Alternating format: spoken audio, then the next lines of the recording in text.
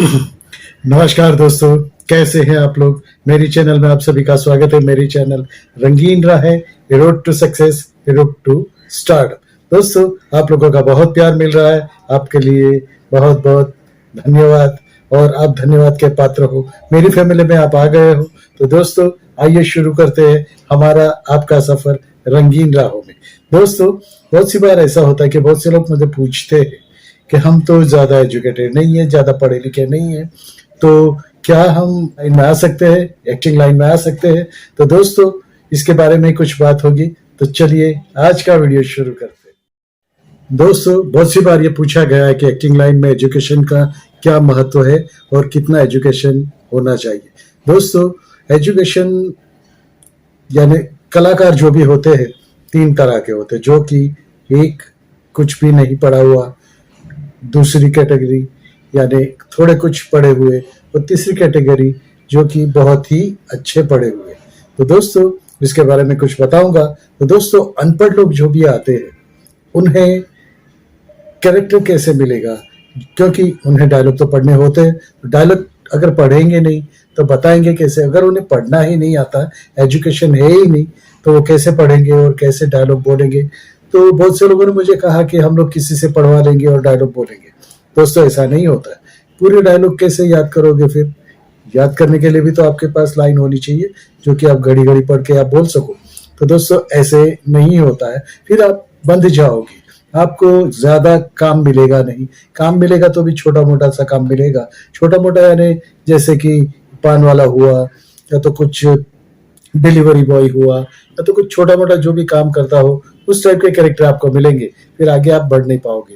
या तो फिर जूनियर आर्टिस्ट का काम हुआ। जूनियर आर्टिस्ट में क्या होता है कि पूरे ग्रुप में सब होते हैं, उसमें आपको सिर्फ खड़ा रहना है, या कुछ थोड़ा ही बोलना है, जय हिंद, या तो कुछ भी बोलना है, या तो जो भी जिस टाइप का कैरेक्टर हो, जिस टाइप का सीन हो, उस टाइप का थोड़ा बोलना होता है। ये हो गया जो नहीं पढ़े हैं उनके बारे में।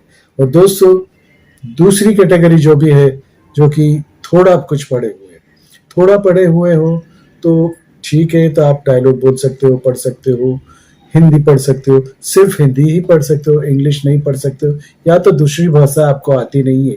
तो दोस्तों, ऐसे में क्या होगा कि आप सीमित हो जाओगे, बंध जाओगे कि उतना ही कैरेक्टर मिलेगा। और छोटा छोटे जो भी कैरेक्टर होते हैं, जैसे कि कोई नौकर का कैरेक्टर हुआ, यहाँ साहब चाय लाया, अभी आया, सर आपका ये पत्र आया था, ये देने आया हूँ, सर ये है, 1-2 मिनट का काम मिलेगा। वो तो यानी एज ए जूनियर आर्टिस्ट का काम यही होता है। जूनियर आर्टिस्टों का काम ज्यादा होता नहीं, 2-3-5 मिनट का होता है, तो उनको ज्यादा डायलॉग भी नहीं होते। तो दोस्तों, ये काम आपको मिल सकता है अगर दूसरी कैटेगरी में आप आते हो तो। और तीसरी कैटेगरी यानी पढ़े लिखे, अच्छे से पढ़े हुए, यानी समझो मैं हूं, जैसे मेरे साथ भी ऐसे ही हुआ था। तो जब मैं ऑडिशंस के लिए जाता था, तो सब लोग मेरा ऑडिशन लेते तो थे, लेकिन वो कैरेक्टर वो मिलते नहीं थे, क्योंकि उस टाइम पे मैं पढ़ रहा था। तो मुझे किसी ने बताया कि आप पूरा एजुकेशन कीजिए, ग्रेजुएट कीजिए, ग्रेजुएशन कीजिए, और उसके बाद अगर आप ज़्यादा अच्छा, जितनी ज़्यादा भाषाएं आप बोल पाओगे, उतने ज़्यादा आपको काम मिलेगा। और जैसे कि समझ लीजिए बैंक मैनेजर का कैरेक्टर है, तो उससे तो इंग्लिश बोलना ही पड़ेगा, और उसकी भाषा, डिक्शन बहुत हाई लेवल का होता है। तो वो भी आप अगर सीखोगे कैसे, जब आप ज़्यादा पढ़े हो तो दोस्तों, ऐसे होता है कि आप ज़्यादा पढ़िए, ग्रेजुएशन तो मिनिमम करिए। उससे क्या होगा कि आपका एक लेवल अच्छा रहेगा, दूसरों से अलग कैटेगरी में आप आ जाओगे।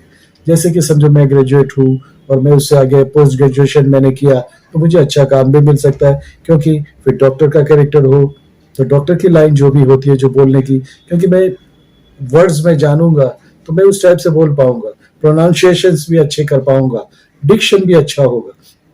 तो दोस्तों, इसके लिए क्या करना चाहिए? ग्रेजुएशन तो आप जरूर कीजिए, कम से कम ग्रेजुएट होना जरूरी है, तो ही आप अच्छे बनोगे, दूसरों से अलग दिखोगे, दूसरों से अच्छा काम करोगे, और बड़ा काम करोगे। बड़ा काम करोगे तो जल्दी ही आगे बढ़ने का कोशिश, जल्दी ही आगे बढ़ पाओगे, जल्दी ही आगे बढ़ने की कोशिश में आपको साथ मिलेगा। तो दोस्तों, एजुकेशन होना बहुत ज़रूरी है, क्योंकि कोई भी कंपनी या तो कोई भी कहीं पे भी आप जाओगे, तो सबसे पहले आपको वही पूछेंगे कि कितना पढ़े हुए हैं। तो जो भी हम लोग बायोडाटा या तो जो भी भेजते हैं, उसमें लिखना पड़ता है। तो ऑडिशंस में भी ऐसे होता है कि कहाँ तक पढ़े हो, कौन सी भाषाएं जानते हो, क्या क्या क्रियाएं जानते हो, जैसे कि स्विमिंग जानते हो, हॉर्स राइडिंग जानते हो, ड्राइविंग जानते हो, साइकिलिंग जानते हो, कुछ भी हो वो लिखना बहुत ज़रूरी है। जितनी ज़्यादा भाषाएं आप जानोगे तो जब कास्टिंग डायरेक्टर आपको कास्ट करेगा या तो फिर आपका प्रोफाइल देखेगा तो उसमें वो देखेगा कि हाँ इसको तो सब भाषाएं आती है, तो वो उस टाइप से वो आपको अलग हटा के अलग उसमें आपको ज़्यादा चांस होता है काम मिलने का, और सफलता भी उसी पे होती है। तो दोस्तों कम से कम ग्रेजुएट तो बन के आइए। और दूसरी बात तो ये है, ग्रेजुएट बनने से फ़ायदा ये होगा कि मुंबई में जब आप आओगे तो आपको काम तो दूसरा करना ही पड़ेगा। ऐसा नहीं कि आपको रोज ही शूटिंग का काम मिलेगा, एक्टिंग का काम मिलेगा, ऑडिशंस रोज ही होंगे, लेकिन आप अगर ग्रेजुएट होगे तो कम से कम थोड़ा सा पार्ट टाइम जॉब करके भी आपकी सर्वाइवल कर सकते हो। तो दोस्तों यही कुछ बातें थी, मेरा अनुभव था। तो मैंने भी फिर ग्रेजुएशन किया और आज अच्छा काम कर रहा हूँ।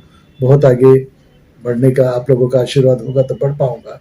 और मेरे साथ, क्योंकि वो अलग अलग भाषाओं में जो भी होता है, और एक दूसरी बात कहने में मैं भूल गया, अलग अलग भाषा आपको आती है तो आप वॉइस ओवर आर्टिस्ट भी बन सकते हो, voice over acting, voice over ये भी काम कर सकते हो, वॉइस ओवर का काम कर सकते हो। यानी क्या है, साइड में आपकी इनकम भी चलती रहेगी। ग्रेजुएशन होगा तो आप और भी कुछ भी पार्ट टाइम कर सकोगे। तो दोस्तों ग्रेजुएट होना बहुत ज़रूरी है। कम से कम मैं ऐसे ही कहूँगा कि कम से कम ग्रेजुएट होके आइए तो आपको जल्दी ही सफलता मिलेगी। दोस्तों भारत माता की जय, वंदे मातरम, नमस्कार। दोस्तों पसंद आया होगा, अगर आप कुछ चाहो तो मुझे वीडियोस में बताइएगा, नीचे बताइएगा नरेशंस में, तो मैं वो वीडियो बनाऊंगा। तो दोस्तों भारत माता की जय, वंदे मातरम।